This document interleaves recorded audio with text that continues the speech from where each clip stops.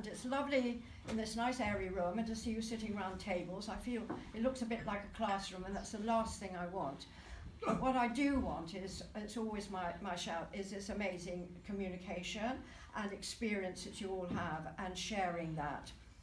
I have been doing some interviews for Carinium Radio. I was really pleased with what Annabelle had to say, and Michael both did them. And it was just lovely, because although I know them both, I really felt I knew them so well by the end of it. She looks gorgeous, she has a fabulous product, but what do I know?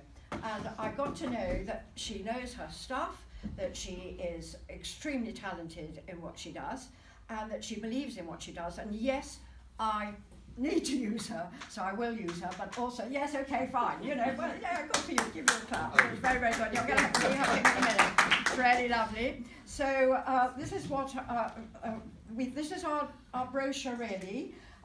We love Big Yellow, but we had to do this rather quickly, and Clive and I were having chats, because I want to move a little bit more into learning from each other. Not learning, but learning from each other. I never stop learning. So we did this brochure, and thank you very much to Clive, who sadly can't be here today. He's got other wonderful busy things to do. And this is our new brochure, and it shows the layout, so there's still enough room for networking. And what I love about, there's this room here, but if you go through that door, there's another big room. So I'm now really going to be introducing a learning module. I even thought of, was written it down here because that's so thing, I thought of a word which is tipping point.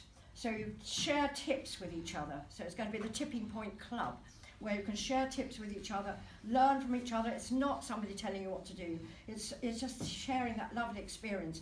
But we will have networking. I'm looking now at having maybe just the people that want to come for a party, if you like, will be in that big room there, but there will be some, what you see here, happening here, and then you can go on through. We haven't got enough people today.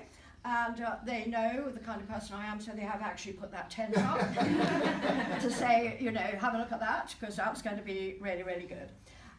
So this is a little bit here. When an interviewee comes in as a Carinium Radio, I see a fine person with a fine product or service.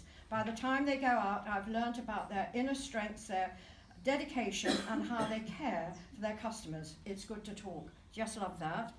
I've written stories about the train, and there's a little brochure there which you've seen before.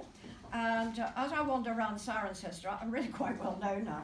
People they read this in Cirencester Scene. Yes, I give a plug for lovely Jan and Cirencester Scene, the Chamber of Commerce. Love them all. And someone said, "Oh, I want to hear more of your train stories. What happened to your train?" Well, I said, that's a bit interesting. So in there is what is going to be in the next magazine, and that is my train story. A little bit there about life and how you get back. So you have to, every now and again, go back and look and see what's happening in your business. It's not a bad thing. I used to think, oh, I'm doing this again. Back to the drawing board. What am I doing wrong? It's actually totally right to do that. And if you're not doing it, you probably are in a bit of trouble. As you know, I love networking. I think it's good, but I also know about what I call overkill.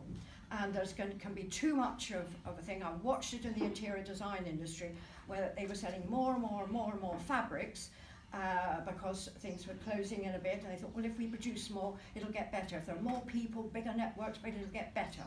I don't think it does necessarily. And what I discovered in the interior design world, when all this fabric came out, everybody got swamped by it. I used to say to them, it's one thing getting the interior designer swamped, but the customer swamped, she'll go to the interior designer. But when the interior designer gets swamped, it's really difficult. And what happened? What happened?